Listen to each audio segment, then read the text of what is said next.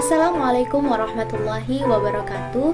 Nama saya Kartika Effendi dan di kesempatan kali ini saya akan kembali mereview materi pengauditan yaitu bab 5 mengenai kertas kerja audit. Dan langsung saja kita ke review materinya. Dimulai dari definisi kertas kerja.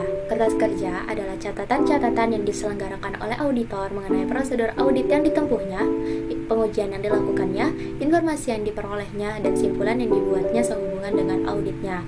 Sedangkan menurut Mulyadi, pada bukunya Pengauditan 1, kertas kerja adalah semua berkas atau dokumentasi prosedur audit dan temuan pemeriksaan yang berasal dari pihak klien, analisa yang dibuat auditor, dan dari pihak ketiga. Berikut akan saya tampilkan berkas atau dokumen apa-apa saja yang berasal dari ketiga sumber yang ada. Pertama, berkas yang berasal dari klien antara lain neraca saldo, rekonsiliasi bank, analisa umur piutang, rincian persediaan, rincian utang, rincian beban umum dan administrasi, rincian beban penjualan, dan surat pernyataan langganan. Kedua adalah berkas yang berasal dari analisa auditor antara lain berita acara cash outline, pemahaman dan evaluasi internal control yang biasa diperoleh dari hasil wawancara, analisa penarikan aktiva tetap, contohnya aktiva tetap yang ditarik dengan cara dijual itu harus ditelusuri mengapa aktiva tetap tersebut dijual. Kemudian analisa mengenai cukup atau tidaknya cadangan kerugian piutang, working balance sheet, working profit loss, top schedule, supporting schedule, konsep laporan audit, dan manajemen letter atau surat pernyataan manajemen. Sumber berikutnya adalah dari pihak ketiga, biasanya berupa konfirmasi dari piutang, utang, bank, dan penasehat hukum perusahaan. Next, ketujuan pembuatan kertas kerja audit antara lain yang pertama, mendukung pendapat auditor atas laporan keuangan audit. Yang kedua, menguatkan simpulan-simpulan auditor dan kompetensi auditnya. Artinya di dalam setiap kertas kerja audit harus ada simpulan dari auditor yang berguna untuk memperkuat argumen auditor kepada klien, dan kertas kerja tersebut harus memperlihatkan bahwa standar pekerjaan lapangan audit telah dilaksanakan sehingga kertas kerja tersebut dapat menunjukkan bahwa auditor memiliki kompetensi yang sesuai dan memadai untuk melaksanakan audit. Ketiga, mengkoordinasi dan mengorganisasikan semua tahap audit. Dan yang keempat, memberi pedoman dalam audit berikutnya. Jadi, untuk merefresh ingatan auditor, dapat membuka kembali kertas kerja audit pada periode sebelumnya guna untuk mengetahui juga penemuan-penemuan apa saja dan apakah penemuan-penemuan tersebut sudah ditindaklanjuti atau belum. Berikut contoh format umum kertas kerja audit, teman-teman bisa lihat di layar. Untuk di bagian A itu akan tertulis nama kantor akuntan publik. Untuk di bagian B terdiri dari nomor KKA atau nomor indeks. Jadi setiap KKA itu ada nomor indeksnya. Kemudian ada nomor referensinya, nomor sumber data yang digunakan. Kemudian disusun oleh siapa, parafnya dan tanggal penyusunannya kapan. Direview oleh siapa, parafnya dan tanggal pereviewannya. Kemudian ke bagian yang C terdiri dari nama auditan, kemudian sasaran audit, dan periode audit. Biasanya periode audit ini sesuai dengan tahun neraca. Kemudian kita ke kolom yang ada di bawah ini. Ini merupakan isi dari kertas kerja auditnya. Kalau perjumlahan dari atas ke bawah itu disebut dengan footing. Kalau perjumlahan dari kiri ke kanan itu disebut dengan cross footing. Nah, kita lanjut ke simpulan. Jadi simpulan dari auditor. Kemudian di simpulan terdapat kata yang bercetak tebal. Ini artinya pembuatan kertas kerja audit ini bersumber data juga dari kertas kerja audit nomor S-2, strip 1, 4. Jadi telah terjadi referensi silang antar kertas kerja. Nah, di bagian H ini ada keterangan mengenai simbol audit. Centang 2 berarti footing cocok, centang 1 berarti cross footing sesuai sumber bukti. Dan di sini ada sumber datanya apa-apa saja. Itu tadi penjelasan singkat dari saya mengenai format umum kertas kerja audit. Selanjutnya kita akan masuk ke pembuatan kertas kerja. Nah, dalam pembuatan kertas kerja ada 4 teknik dasar, yaitu pembuatan heading yang berisi nama klien dan judul untuk mengidentifikasikan isi kertas kerja serta tanggal neraca periode audit. Kedua, nomor indeks yang dimaksud untuk memudahkan identifikasi dan referensi silang antar kertas kerja. Ketiga, tick marks yang berupa simbol-simbol yang digunakan auditor untuk membuat referensi penjelasan naratif pada kertas kerja.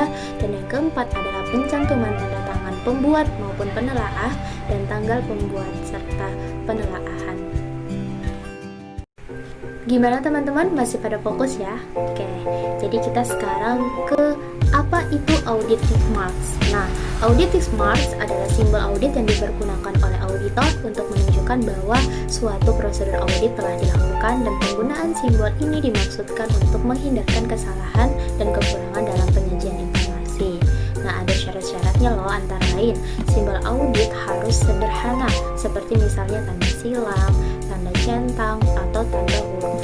Dan tanda-tanda tersebut harus dapat dibedakan dengan mudah, ditempatkan sesudah jumlah yang diverifikasi, dan penjelasan atas simbol audit tersebut dicantumkan di bagian bawah kertas kerja audit. Berikut saya akan memberikan contoh tick marks ya, jadi teman-teman bisa lihat sendiri di layar. Ada 5 contoh dari tick marks.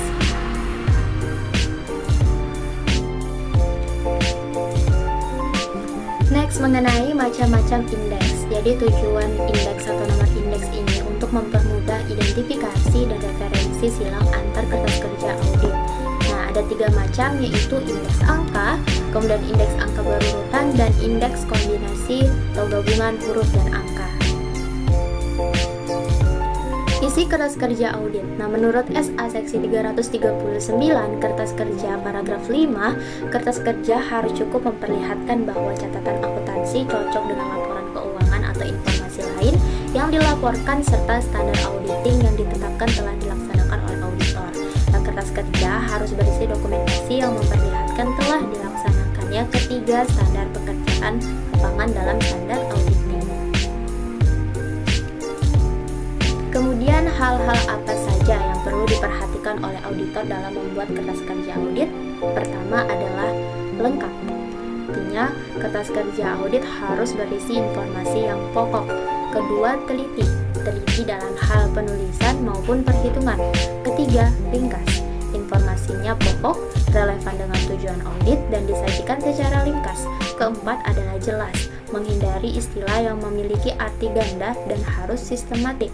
Dan yang kelima adalah rapi, kerapian pada saat pembuatan maupun pada saat penyusunan kertas kerja audit.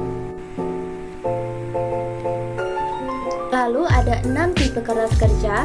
Yang pertama ada program audit, kedua working trial balance, ketiga jurnal penyesuaian dan pengklasifikasian kembali, keempat daftar pendukung, kelima daftar utama, dan yang keenam adalah memorandum audit dan dokumentasi informasi penguat.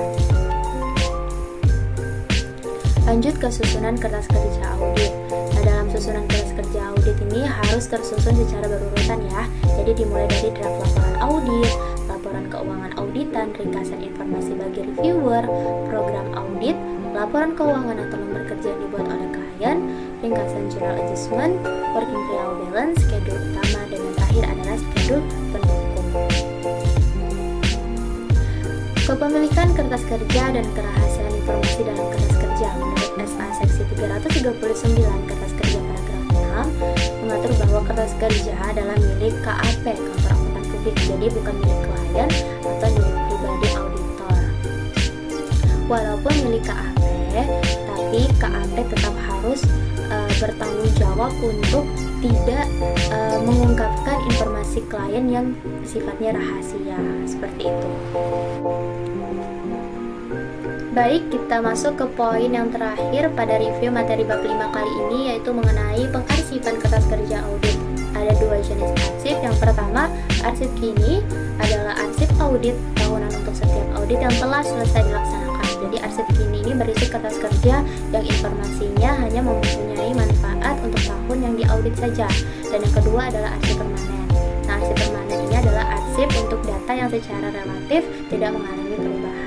Arsip permanen berisi informasi apa saja, contohnya kopi anggaran dasar dan anggaran rumah tangga klien, bagian organisasi dan luas wewenang serta tanggung jawab para manajer, dan pedoman akun, pedoman prosedur, dan data lain yang berhubungan dengan pengendalian intern.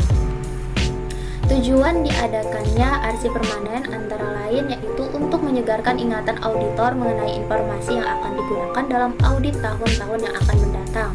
Kedua, untuk memberikan ringkasan mengenai kebijakan dan organisasi klien bagi staf yang baru pertama kali menangani audit laporan keuangan klien yang bersangkutan. Dan yang ketiga, untuk menghindari pembuatan kertas kerja yang sama dari tahun ke tahun. Cukup sekian review materi bab 5 dari saya. Semoga apa yang saya sampaikan dapat dengan mudah dipahami oleh teman-teman semua. Kurang lebihnya saya mohon maaf. Terima kasih kepada yang telah menonton. Wassalamualaikum warahmatullahi wabarakatuh dan sampai jumpa di video selanjutnya.